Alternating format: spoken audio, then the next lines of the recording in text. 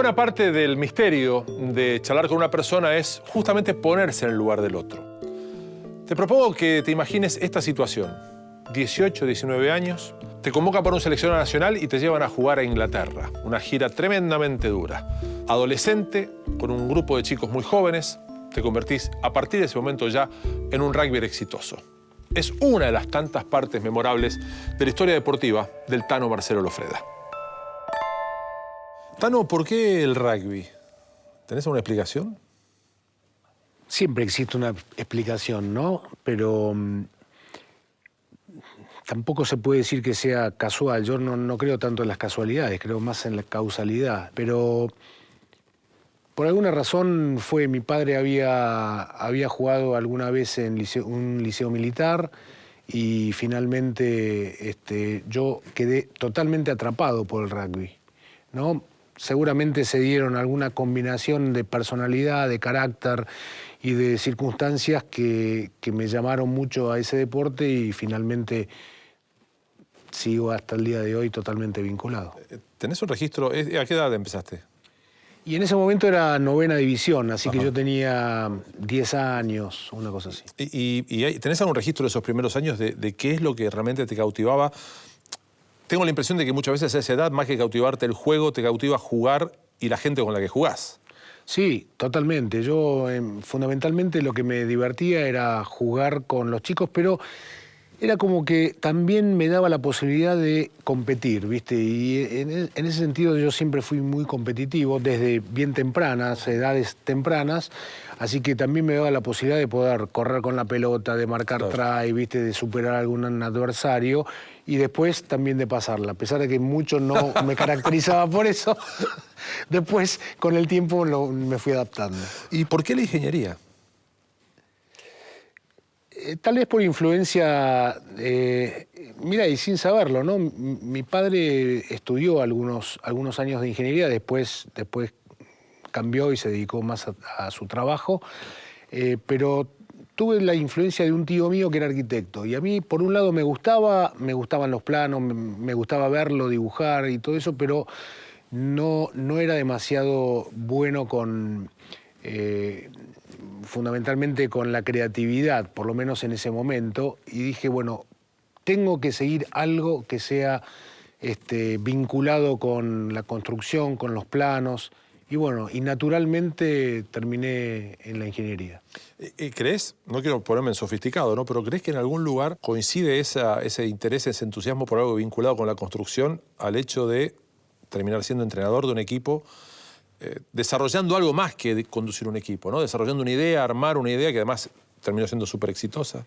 Sí, yo creo que sí, que en definitiva terminás construyendo algo que trate en lo posible de trascender. Cuando vos construís un colegio, cuando construís una casa, en realidad trasciende el tiempo. Bueno, en este caso, tratar de que un equipo trascendiera sus límites me pareció bueno y es la primera vez que lo pienso, te digo. Tano, ¿cómo se manejaba el temperamento, el carácter y la personalidad a los 18, 19 años, teniendo que debutar en los Pumas y debutar en una gira contra Inglaterra, ir a las Islas Británicas, a partidos tremendamente duros, toda una aventura, más allá de que había varios de tu generación? Sí, había varios. Sí, fue un momento muy particular del rugby argentino y del seleccionado en particular, ¿no? Fundamentalmente éramos todos chicos con muy poca experiencia, pero con mucha audacia. Creo que la palabra es audacia. Y por ahí hasta un poco caras sucias, ¿no? Claro. De no entender o no ser demasiado conscientes de qué era lo que estábamos enfrentando. Y eso produjo, creo yo, un equipo que después se fue acrecentando, fue evolucionando a través del tiempo y que logró algunas cosas importantes.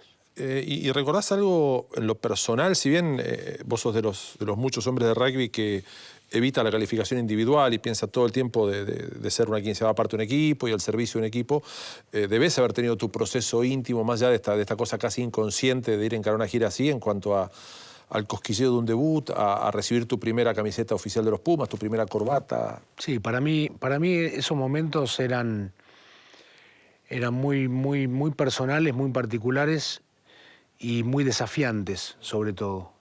Y a veces hasta temía de los errores, ¿sí? Que generalmente en esas épocas o en esos momentos de la vida, cuando tenés 18, 19, 20 años, pueden afectarte mucho.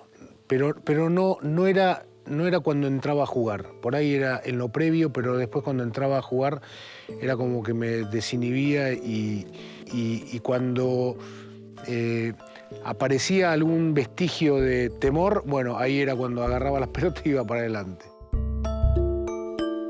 El rugby es uno de esos deportes en los que uno imagina nadie debe sentir miedo, ¿no? Tanta fricción, tanto choque, tanto golpe, tanto ir muy rápido y golpearse contra otro.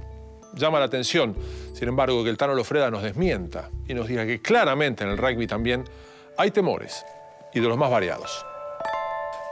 Yo veo a un hombre que juega internacionalmente al rugby, que juega una primera división en Argentina al rugby. Para mí es como un corredor de Fórmula 1. No podés tener miedo. O sea, el tipo que anda a 350 en una curva, baja a 320 porque tiene miedo. No pareciera. Sin embargo, ¿existen esos temores? ¿Se pueden sentir esos temores? Existen temores a cometer errores, o existen temores al papelón, o existen temores... El miedo es algo intrínseco en la persona. Yo creo que si tenés que pensar en cuál es digamos, lo opuesto a la confianza o al amor, inclusive, no es el odio, sino que es el miedo. El miedo genera un montón de problemas a nivel personal terribles, pero cuando te estoy hablando de temores, estoy hablando también de respeto, ¿no? Respeto al saco o a la camiseta que te estás poniendo en ese momento, y creo que en definitiva lo que termina marcando la decisión o no es justamente el tratar de no dudar, ¿no? Claro. Un entrenador y amigo tuyo de mucho tiempo, Rodolfo Reilly, en sus planes de motivación solía decir que vos no perdías en un test match con tu rival directo. Más allá de que sintieras o no y que alguna vez te haya tocado ganar y otras veces perder, quiero saber si sentiste en algún momento superioridad psicológica tuya ante un rival directo o viceversa, inferioridad psicológica tuya ante un rival directo. Sí, yo sentí inferioridad desde el punto de vista físico cuando jugaba contra Sudáfrica. Sí, me tocaba por ahí enfrentar a un centro que medía Dani Herber, puntualmente, que medía 1,90 y pesaba 110 kilos. ¿No? Era casi como yo, pero útil.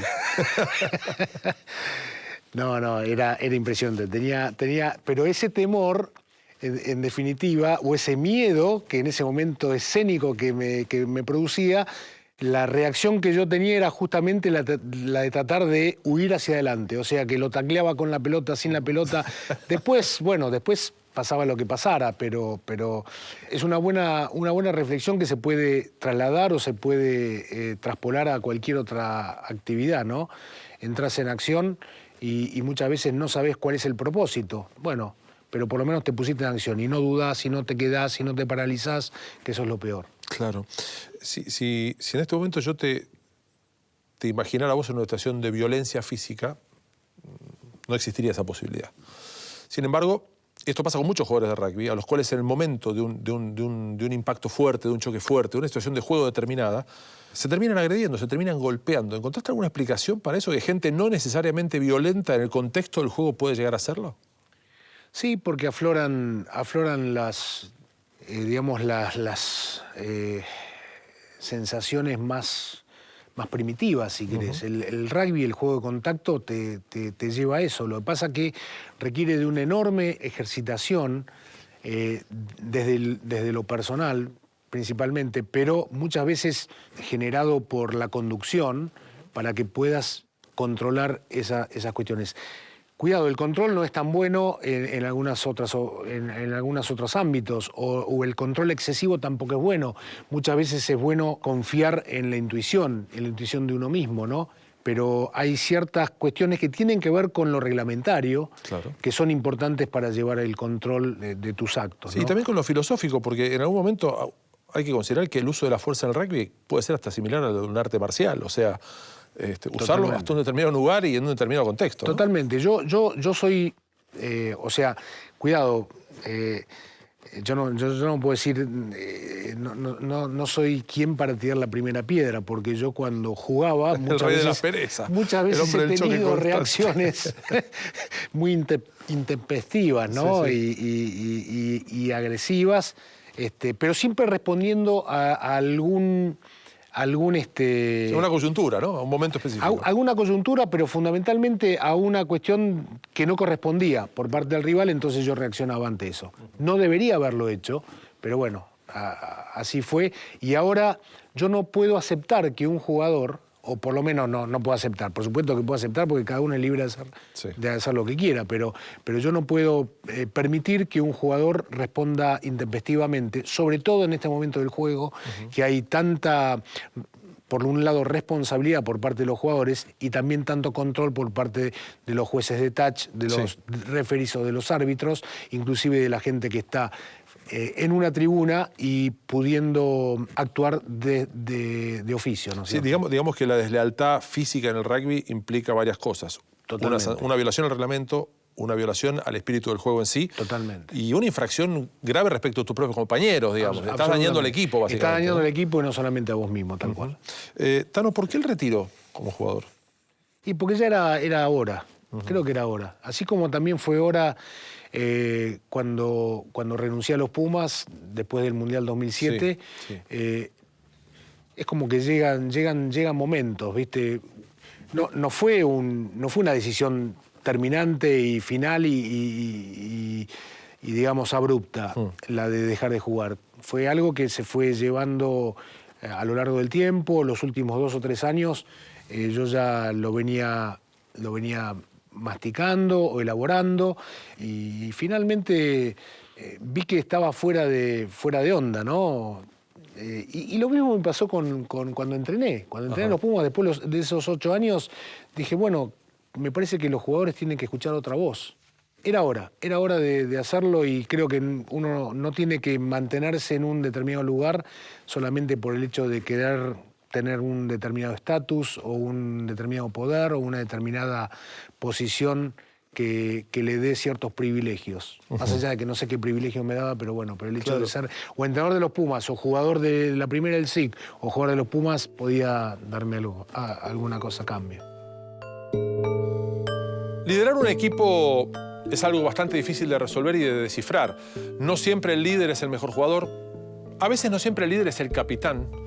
Y cuando uno es entrenador, definitivamente tiene que marcar un camino. En el equipo de rugby hablamos de no menos de 15 voluntades involucradas.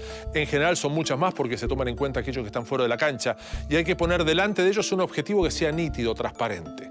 Y en el caso de Lofreda, una clave para todo tipo de liderazgo tiene que ver con ser un ejemplo.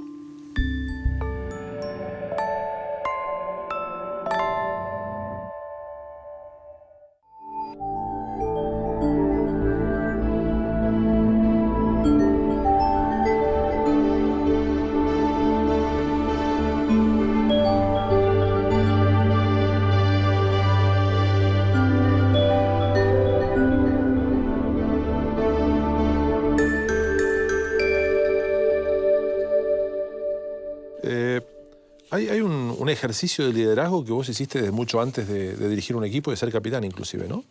El liderazgo no necesariamente del que mejor juega o del más talentoso, sino de esa cosa intangible, ¿no? Mira, yo tuve una formación de liderazgo que fue completamente por ósmosis o por escuchar o por vivir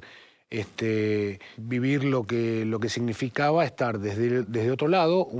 Era bastante callado yo en mis épocas de joven y me nutría mucho con liderazgos como podían ser capitanes de los equipos en los cuales estaba, entrenadores, familia, ¿viste? Mi padre, mi madre,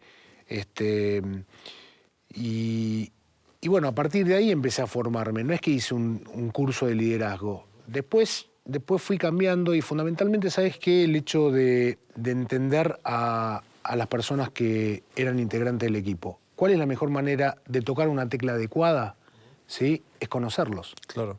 Entonces, así como como antes yo tenía la costumbre de hablar en general con todo el equipo, hablando de cuestiones que tenían que ver con el juego, de cuestiones que tenían que ver con virtudes, fortalezas o debilidades de un equipo, no todo cabía de la misma forma para cada uno de los integrantes. Cuando te hablo de tocar la tecla adecuada, significa por ahí a un jugador llegarle desde lo familiar, desde lo personal, desde lo técnico, puede ser también desde lo psicológico, puede ser que en ese momento esté viviendo una situación compleja a nivel individual, a nivel personal o particular, y creo que a veces no hay que decir nada, a veces no hay que decir qué es lo que tiene que hacer, a veces hay que acompañar, ¿viste? Y creo que esas cosas de a poquitito las fui pudiendo entender y llegar a los jugadores de otra manera. Cuando hablas del trabajo específico,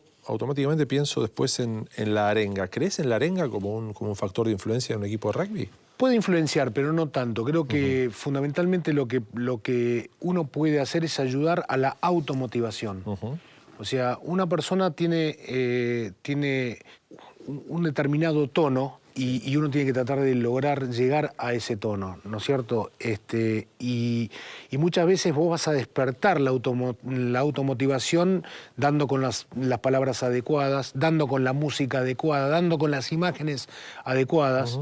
Y creo que eso tiene mucho más poder cuando viene desde uno mismo, o sea, desde la automotivación de esa persona a la cual vos estás tratando de llamar o disparar algún no sé, alguna tecla que les provoque llegar a lo emocional. Lo que pasa es que nosotros también somos distintos, ¿no? Y acá me explayo un poquitito en ese tema, ¿no? Somos distintos en el sentido de lo latino que somos. Somos tremendamente emocionales. Y en particular los argentinos somos tremendamente emocionales. Y nosotros tenemos el gran desafío permanentemente de estar siempre en lo emocional acá arriba. Porque si no, no rendimos. Nosotros asociamos, pero enormemente lo emocional con el buen desempeño. Así como los sajones por ahí saben que es su función, su misión y su desafío mantener siempre el mismo nivel. Claro. ¿No? Y no dependen tanto de lo emocional. Nosotros dependemos estrictamente de lo emocional para poder ser buenos rendidores a cualquier nivel. Es un preconcepto arbitrario y no siempre acertado, ¿no es cierto? O sea, creemos que tenemos que estar siempre arriba para rendir bien. Totalmente. Y no siempre quiere decir así. Totalmente, no tiene que ser así, pero nosotros somos también apasionados, por lo tanto, claro, lo emocional se asocia a lo pasional. Y generalmente cuando estamos emocionados, cuando somos apasionados por lo que hacemos, pero cuando estamos controlados, es cuando realmente podemos rendir al máximo de nuestras posibilidades y de una manera completamente cercana a lo sajón, ¿viste? En ese sentido. Somos así, por lo tanto es muy difícil que eso lo podamos cambiar, no creo que podamos adaptarnos, pero sí podemos llegar a un ejercicio en el cual, a pesar de que necesitemos esa máquina, ¿viste? Para que se ponga en funcionamiento, para motorizarnos, etcétera, etcétera, también requerimos de un autocontrol, ¿viste? Y entonces esa fórmula o ese mecanismo que pasa por ser autodisciplinados, ser autocontrolados, luego tener lo que se llama autoconfianza, nos da la posibilidad de autosuperarnos. Marcelo Lofreda, entre otras cosas, fue entrenador del más exitoso equipo de la historia del rugby argentino, aquel que llegó al tercer puesto en el Mundial del 2007, entre otras cosas ganándole 2 veces a Francia en tierra propia.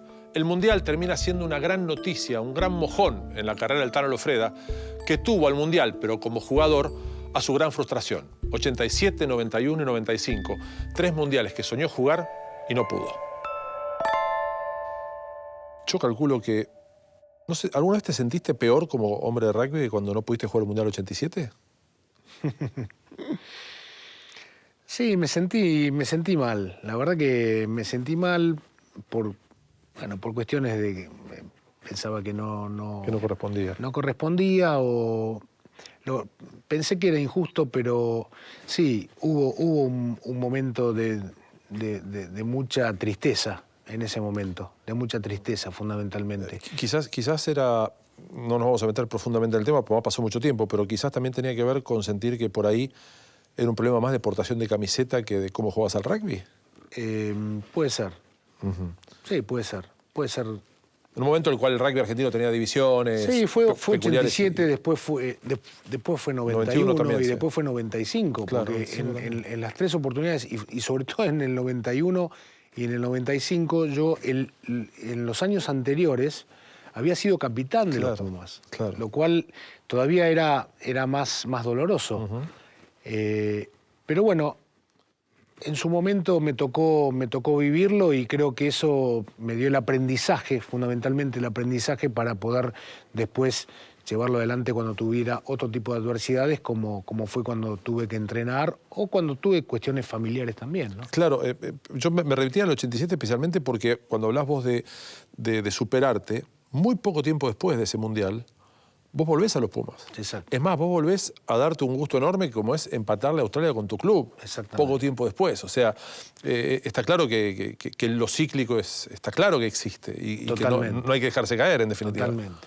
Y eso tiene que ver con una palabra que yo muchas veces utilizo cuando doy charlas a empresas, ¿no? La resiliencia. Claro. Tiene que ver justamente con eso. La resiliencia, en definitiva, ¿qué termina siendo? Termina siendo la capacidad que antes estaba aplicado a la resistencia a materiales, pero la capacidad que tiene un ser humano de reponerse, restablecerse y de salir fortalecido después de una adversidad o después de una situación compleja dentro de su vida. Puede ser el deporte, puede ser laboral, puede ser de cualquier tipo.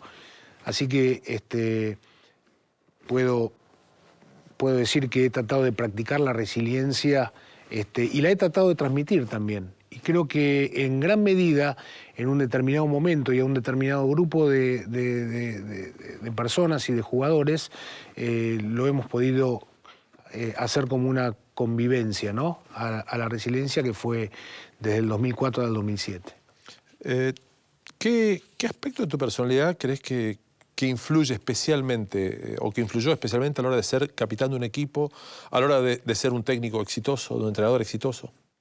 He tratado de ser consecuente conmigo mismo, ¿no? Y de todo lo que manifiesto desde la declamación, ser consecuente en mi acción también. Claro.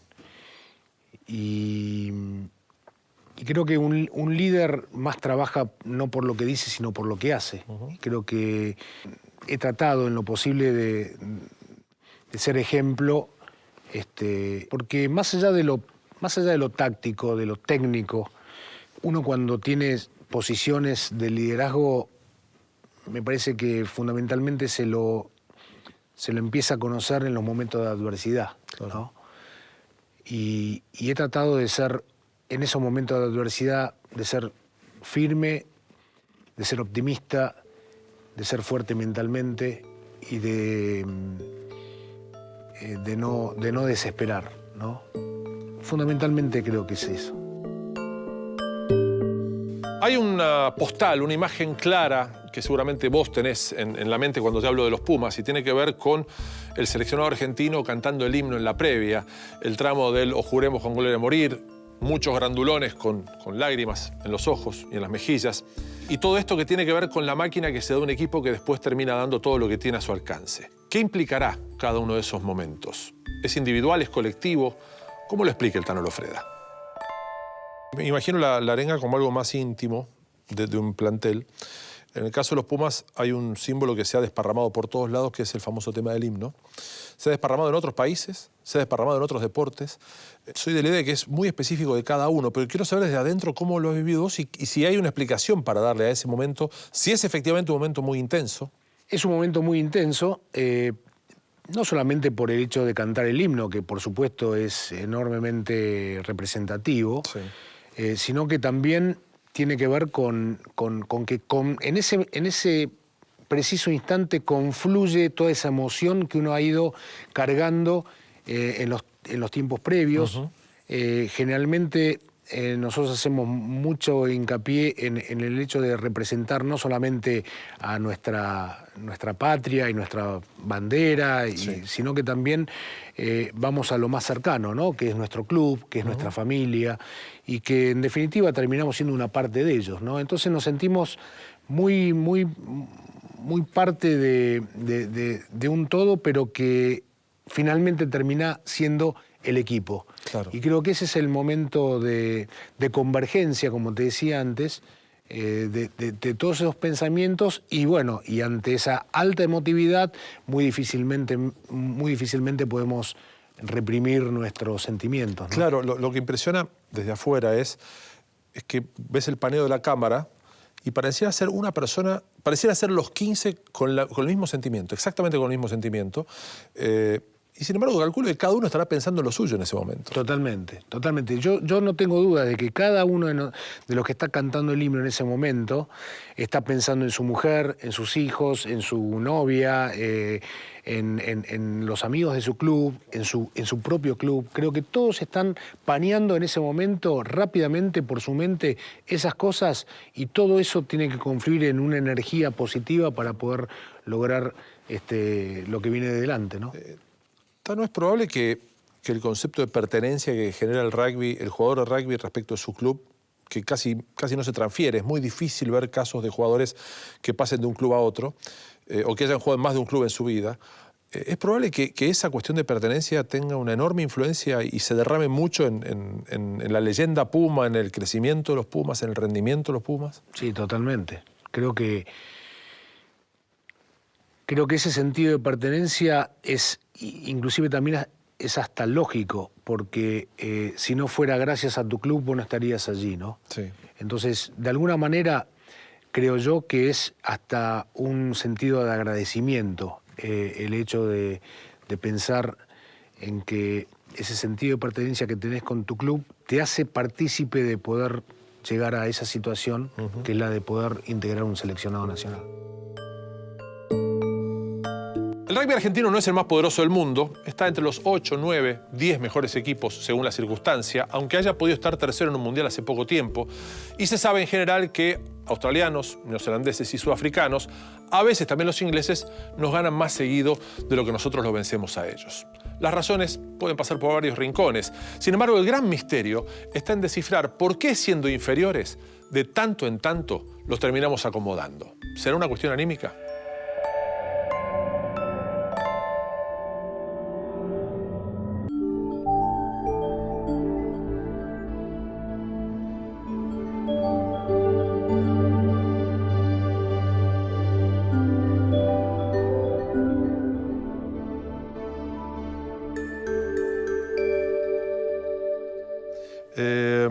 ¿Qué tienen sudafricanos, australianos, neozelandeses? Sobre todo, estaba hablando de 3 equipos a los cuales a uno nunca se le ganó, a otro se le ganó con la camiseta de Sudamérica y a otro se le ganó pocas veces. ¿Por dónde son mejores que nosotros? Lo psicológico, lo anímico, lo físico, lo táctico, todo.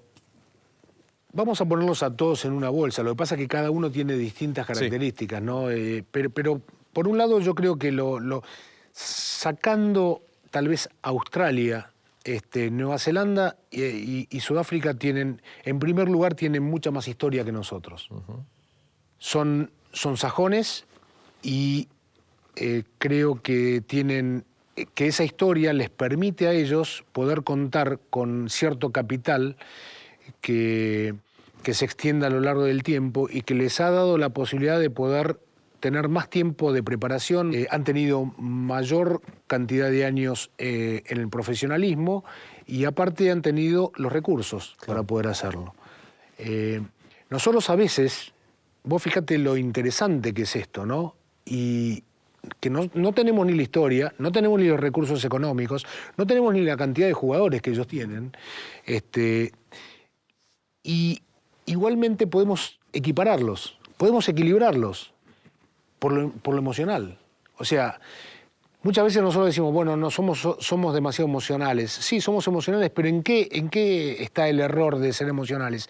El error en utilizar solamente lo emocional es en la volatilidad, en la irregularidad, claro, que tenemos, ¿no es cierto? Claro. En nuestro accionar, en nuestro comportamiento y en nuestro rendimiento. Pero cuando estamos en este pico del rendimiento técnico y el rendimiento emocional, podemos equiparar a tipos que tienen mucho más años de historia que nosotros, mucho más profesionalismo que nosotros y mucho más años de profesionalismo también. Entonces, fíjate qué importante hasta dónde podemos llegar nosotros, pero siempre desde una posición de humildad. Cuando aparece la soberbia, cuando aparece la arrogancia, cuando aparece lo que nosotros a veces consideramos, lo manejamos de taquito, ahí es cuando el argentino pasa al nivel cero, claro, o menos cero, claro, si quieres hablar. Y ahí es donde estamos en grandes dificultades, y ahí nos comemos carros, ahí somos los peores del planeta, y ahí somos los peores en las evaluaciones PISA de educación, lo que quieras hablar, inclusive de lo que es lo económico. Bueno, ¿no? Inclusive el Mundial, el famoso Mundial 2007, habiéndole ganado a Francia, Argentina tiene que remar mucho para lograr un try decisivo en un partido posterior ante un rival muy inferior. Totalmente. Que sin ese try por ahí se complicaba todo. Totalmente. ¿No? Y quizás también tuvo que ver mucho con la cabeza. Totalmente. Nosotros dependemos enormemente de la cabeza. Enormemente de la cabeza. Por eso para nosotros el estado mental y la preparación mental es importante. Ahora, hay preparación mental. Hay un curso de preparación mental para los argentinos y para los jugadores en particular. No hay. No existe. Por eso también entra a jugar mucho la capacidad de la conducción en cuanto a trabajar en ese sentido. Probablemente desde el llano nosotros imaginamos que para un jugador como Lofreda retirarse y 3 meses después estar en el mismo equipo pero como entrenador, más o menos da la misma cosa. La verdad que no. Ser jugador es un tema, entrenar es otra bien distinta, y el mismo Tano Lofreda lo va a explicar. Pero además hay otros temas para charlar con él. ¿Qué le dejó al rugby? ¿Qué le dio él al rugby? ¿Y cuál es el saldo definitivo? ¿Recordás cómo fue volver al vestuario del SIC después de 25 años de ir a ese vestuario como jugador? ¿La primera que fuiste sabiendo que ya no jugabas más? Fue durísimo, fue muy duro. ¿Fue inmediato o tardaste tiempo en volver? Bueno, justo se dio la posibilidad de esperar un verano. Para mí eso fue bueno, ¿no? Porque yo terminé el último partido del SIC jugando para la primera división en un nacional de clubs, que fue un vestuario del cual no me lo voy a olvidar nunca, que es el vestuario de Olivos. Por supuesto, también había estado como local en el vestuario del SIC, pero después pasaron 2 o 3 meses para volver a ese vestuario, pero ya en otra función que era la de entrenador. Y no se pasa porque haya pasado un verano, o porque hayan pasado algunos meses o lo que fuera. Para mí se fue dando gradualmente, y a lo largo de 2 años por lo menos me costó poder entender que ya no era jugador, ¿no? ¿Por qué? Porque como entrenador muchas veces tomaba decisiones que eran similares a las de un jugador y no tenía que ser. Pero me costó fácilmente 1 año y medio, 2 años. ¿En algún momento lo repensaste? No. Nunca. No, ya. La decisión estaba tomada. Muchas veces hablo con los jugadores, o cuando he tenido charlas, la decisión tomada es la mejor decisión. Así que en ese sentido fui consecuente con esa idea. Tano, hablabas recién de cuando renunciaste a los Pumas. A vos te toca un episodio que creo que no ha tenido antecedentes después, o no ha tenido ningún otro tipo de episodio similar en otra persona, que es la de que te busca un equipo de primera línea de clubes para que lo entrenes. Lo que imagino habrá sido una gran experiencia, pero ¿cómo sentiste el final de esa experiencia? Mira, lo tengo que separar en 2 partes. Una, la parte vida social y familiar, que para mí fue extremadamente positiva. No solamente... ¿Vos trasladás a la familia a Leicester? Totalmente, sí. Fueron todos conmigo. En el momento en el cual estuvieran, lo cual para nosotros fue muy importante, ¿no? Porque, bueno, ahí teníamos dos hijos que ya habían dejado el colegio y estaban llevando adelante su formación universitaria, pero bueno, vinieron con nosotros, y después había otros 3 que se tuvieron que acoplar a un colegio. Entonces, lo que fue la vida familiar, no solamente desde mi punto de vista, sino desde cada uno de los integrantes de mi familia, es tremendamente positiva porque vieron otra realidad, vieron otro tipo de organización, vieron otro país, vieron otra cultura. Creo que fue bárbaro, expansivamente, ¿viste? La apertura de cabeza que les dio fue muy buena. Tuvimos la suerte de poder hacerlo. Los chicos tuvieron la suerte de poder hacerlo, mi mujer tuvo la suerte también de poder hacerlo. Y después desde lo rugbyístico, ahí sí ya mucho más personal, a nivel personal, creo que me dio la oportunidad de poder aprender algunas cosas. Por ejemplo, decisiones que yo a veces tomé tal vez un poco apurado, si querés, arrastrado por lo mediático por un lado y también por el hecho de justamente ser el primer argentino que podía tener la posibilidad de ir o sea, me llamaron las luces del escenario, claro. y no lo reflexioné demasiado y dije, pará, yo tendría que haber pensado en algunas opciones, algunas alternativas. Por ejemplo, más allá de ocupar un puesto en un determinado lugar, que de hecho para mí era muy importante, debería haberme rodeado de gente tal vez de más confianza, ¿no? O propia. O por lo menos una persona, lo cual me hubiera ayudado a poder elaborar las cosas, así como en su momento me reuní con Daniel Baetti, un hermano de la vida, de una amistad encomiable y entrañable.